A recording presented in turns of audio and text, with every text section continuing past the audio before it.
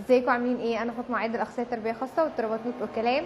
هتكلم معاكم عن موضوع مهم جدا، وهو ان الاطفال اللي بيكونوا بيعانوا من مشاكل سواء صحيه او مشاكل لغويه في فتره الطفوله، او بيرجعوا بيخضعوا للتاهيل التخاطبي، او بيبقى عندهم مشاكل صحيه زي اللي هو الاطفال اللي بتتولد بثقب في القلب وبعد كده الثقب بيلم، او ان هم الاطفال اللي بتتعرض كتير لمشاكل صحيه زي ان هم بيسخنوا بسرعه او مناعتهم قليله او كل الحاجات ديت، او الاطفال اللي عندها مشاكل في الكلام، تاخر لغوي راجع لفقر بيئي، او اي مشكله في مرحله الطفوله. لما المشكله الاساسيه بتخلص او ما بتبقاش او بتختفي من عندنا او بنحلها، بنحس ان عند الطفل مشكله سلوكيه مش قادرين نعالجها، او حاسين ان الطفل اصغر من سنه، او تصرفاته وسلوكياته اصغر، بيبان فيها اصغر من اللي في عمره، او بيبقى اعتمادي اكتر. ولما بوديه الاخصائي بيقول لي هو ما فيهوش حاجه، او ان الولد كويس، او يعني محدش بيقدر يشخص هو الولد عنده ايه، او وانا نفسي كولي امر ما ببقاش عارف الولد عنده ايه، او هو بيعمل كده ليه، او المشكله اثرت علينا بتاعت زمان فضلت مؤثره علينا وتفضل مؤثره علينا ولا لا. ده بيبقى راجع لايه؟ ده بيبقى راجع لحاجتين. اول حاجه البيئه والتعاملات والاسره واسلوب التعامل في الفتره اللي الطفل كان تعبان فيها. تاني حاجه بيرجع للتاهيل اللي تم مع الطفل والطريقه اللي تمت بيها التاهيل. تمام. طيب، خلينا بقى في الأسرة والبيئة اللي كان عايش فيها. احنا لما بيبقى عندنا طفل تعبان او بنمر بأزمة صحية مع الطفل، وبنبقى القلق والتوتر والخوف والمشاكل اللي احنا بنبقى فيها، وكل خوفنا على الطفل ده بيخلينا غصب عنا نتعامل مع الطفل ان هو احنا دايما خايفين عليه، ودايما قلقانين، ودايما بلبي له كل طلباته، وما بقدرش ان انا ارفض له طلب، ودايما هو بعمل له كل حاجه هو عايزها، ما بخليش الطفل يعمل اي مجهود، ببقى عامل حمايه زايده على الطفل، وببقى انا اللي قايم بكل حاجه بالنسبه للطفل، وبقول كفايه اللي هو فيه، او كفايه التعب اللي هو فيه، او ان هو ما بيقدرش يتكلم، ما بيقدرش يعبر، او المشكله الصحيه اللي هو فيه. فببدا ان انا اعامل الطفل على انه لسه بيبي عنده 6 شهور او عنده سنه، حتى لو هو اكبر من كده. انا اللي بتصرف، انا اللي بفكر، انا اللي بعمل كل حاجه، وبنبقى مدلعين كل الاسره بقى عشان تبقى خايفه على الطفل، فبتبدا تبقى مدلعه الطفل ده زياده عن اللزوم. تمام. في الفترة دي الطفل ما بيبقاش بيستخدم عقله، ما بيستخدمش قدراته، ما بيستخدمش مهاراته، فطول الوقت دوت عنده يعني هو حتى الحاجات دي لو عنده، لو القدرات حلوة كويسة والمهارات كويسة عنده، هو ما بيستخدمهاش، فبالتالي بيحصل لها زي جمود كده، او الحاجة من عدم الاستخدام بتقف عند حد معين، ما بتقدرش ان احنا تتطور، او ان يقدر الطفل يطور مهاراته وقدراته. زائد ان الطفل بيتعود او بياخد الراحه والتعود، او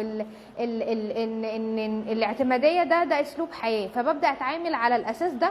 فبيبدا العمر العقلي بتاع الطفل، او اسلوب الطفل يبدا واقف عند حاجه معينه، ما بنقدرش ان احنا نعليها. تمام. لان التفاعل الاجتماعي، وان انا اتفاعل اجتماعيا واخد ودي من الناس واتصرف واشغل عقلي مهما كنت صغير، ده بيبقى ليه قدره ان هو ينمي قدراتي ومهاراتي، ويخليني ان انا اكبر عقليا او انضج فكريا. تمام.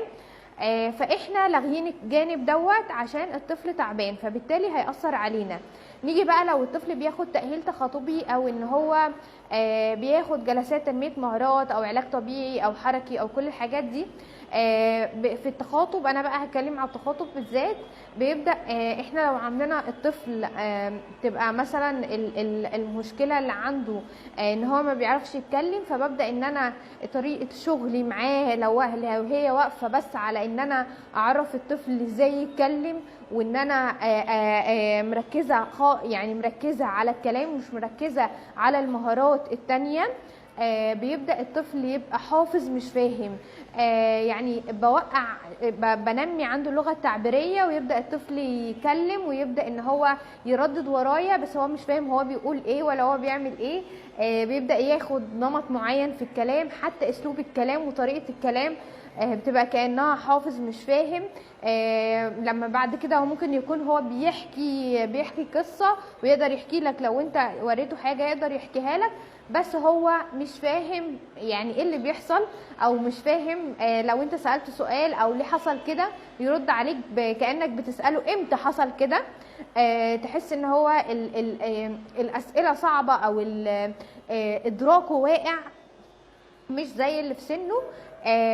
ده بيبقى راجع ان احنا ركزنا ان الطفل يتكلم بس ما ركزناش على القدرات الادراكيه عند الطفل، ونمينا عنده التركيز والانتباه بشكل طبيعي، ما ركزناش على الادراك والمعرفي، وننمي عنده اللغه الاستقباليه بطريقه صح، وننمي عنده الفهم. واشتغلنا على جزء وسيبنا الجزء من التأهيل، وسيبنا الكل او الحاجة اللي هي اصلا كان ممكن تيجي لو انا نميت القدرات التانية. فبالتالي ده الجزء اللي هو بتاع البيئة والجزء بتاع التأهيل لما حصل بطريقة غلط بدأ يظهر عندي طفل بيتكلم بس انا حاسس ان هو يا تفكيره اصغر من سنه عشان احنا مستعملناش التفكير، يا اما ظهر بيتعامل طول الوقت ان انا لسه بيبي وان انتوا لازم تعاملوا، وبيفرض علينا معامله ان احنا نعامله كده، يا اما بقى بيظهر عند الطفل اعراض اللي هو هعيط هصوت، هو ده اللي عندي وانتوا لازم تتعاملوا معايا بالطريقه دي، ولازم تفضلوا يعني تفضلوا كده، وما بيقدرش حد ياخد مع الطفل حق او ان هو يقدر يخليه ينفذ اللي احنا عايزينه منه، او ان يقدر ان هو يعدل سلوكه. كمان الخوف الزياده على الطفل، يعني ممكن مشكله الطفل اتحلت بس احنا لسه يعني ذكريات الماضي او الحاجات الظروف اللي احنا مرينا بيها لسه مأثره على ولي الامر، فبيبدأ ولي الامر طول الوقت خايف على الطفل، لا ما تزعقلهوش، لا ممكن يحصل له حاجه، لا ممكن ده يأثر عليه او على صحته، او ان انا اضغط عليه دوت يأثر على نفسيته. فببدا ان هو خوفي عليه من الحاجه اللي انا مريت بيها قبل كده، اخاف ان هي ترجع له تاني، فبقى طول الوقت خايف ان انا ازعق للطفل او ان انا اضغط على الطفل او ان انا اصمم ان هو يعمل لي الحاجه، وببقى معتقد ان الطفل لما يكبر هو هيبدا يبقى كويس، او ان هو هيتعدل لما يفهم او كده. ومع الوقت بحس ان الطفل بيتراجع وسلوكياته بتتراجع، ما بنتقدمش. فاحنا اللي عايزينه ان احنا نخلي بالنا من الحاجتين دولت، ونخلي بالنا ان مهما كان الطفل عنده مشاكل صحيه او عنده مشاكل في الكلام او عنده مشكله ايا كانت، حتى الاطفال الاب نورمال يعني اللي هم اصلا عندهم اضطرابات او بيعاني من اي مشكله هتفضل معاه مدى الحياه، احنا بنقول لولي الامر اتعامل معاه كانه طبيعي، واتعامل معاه كانه قدراته عاديه، وان هو يقدر يعمل لك الحاجه دي.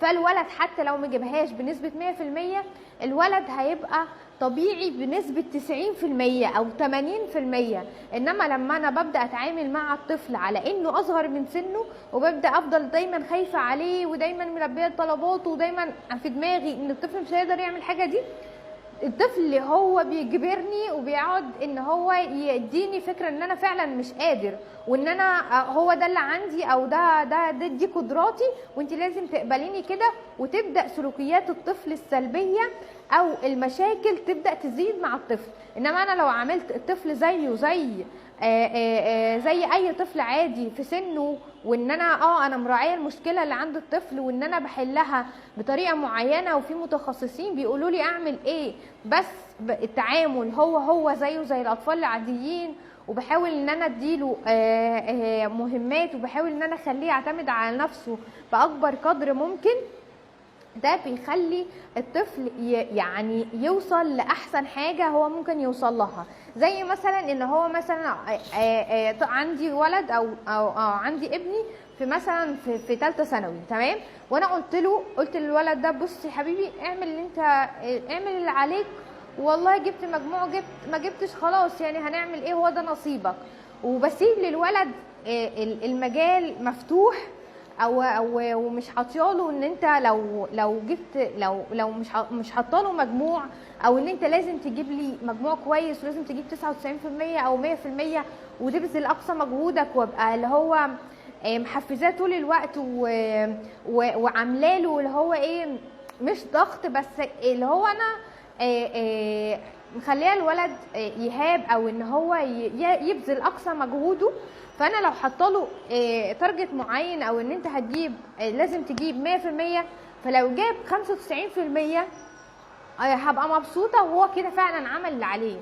انما لما ابقى مش حاطه اي حاجه للولد والله يعني انت اعمل اللي عليك بقى، جت ما جاتش خلاص، واللي يجيبه ربنا كله كويس، طبعا اللي يجيبه ربنا كله كويس، بس اللي هو انا سايباها كده، فالولد طيب ماشي انا هجيب لها 90%، فتيجي تلاقي الولد جايب 80 75، تمام. فاحنا كده عشان احنا الحاجه اللي احنا كنا حاطينها، هو الولد ما ضغط يعني ايه قدراته، حتى لما قلت اقل، تمام. فانا دايما بتوقع الاكتر عشان حتى لو قل ما يقلش قوي، تمام، ابقى لاحقه الطفل. واحنا شفنا اطفال كتير، كان عندي طفل داون مامته كانت بتعامله على انه طبيعي، مفيش اي حاجه، وما كانتش هي ما كانتش فاهمه يعني ايه داون، فكانت بتتعامل لا هو طفل عادي يعني، مش هو عنده ايد ورجل وعين ومفيش حاجه اسمها مش هيفهمني ومش هيعمل لي ولا، وكانت بتقعده على البوتي وتعلم يدخل الحمام من هو عنده سنه. الطفل دلوقتي يعني قدراته حلوه جدا، هي قدراته مش بالنسبه اللي في سنه، بس لما بتشوفه بتحس ان هو طفل طبيعي بيفهمك، بتقول له انت اكلت ايه، يقول لك اكلت كذا وكذا وكذا، عملنا كذا وكذا كذا النهارده. ادراكه اعلى من المفروض يبقى عليه. ليه؟ لان هي الام اتعاملت على اساس هو الولد هيفهمني، ما فيش حاجه اسمها قدراته اقل من اللي في سنه او كده، لا هو الولد لازم يفهمني، او لازم ابقى مقتنع ومؤمن ان الولد في حاجات لازم او اساليب في التربيه لازم امشي عليها، حتى مهما كان مشكله الولد ايه، فيبدا الولد يديني احسن من عنده، احسن حاجه عنده. انما لما بعامل الولد ان هو مش فاهم او قدراته اقل او ان انا خايفه عليه او مش عارفه ايه، تبدا قدراته تقل حتى لو قدراته طبيعيه. دي اول حاجه. تاني حاجه في التاهيل التخاطبي لازم ابقى شايفه كل جوانب الطفل واستغل كل جوانب القوه، واحاول ان انا كل جوانب الضعف انميها عند الطفل، تمام. يا رب دايما بخير، ويا رب دايما اطفالكم بخير، ويا رب دايما مطمنين على اولادكم ودمتم بخير.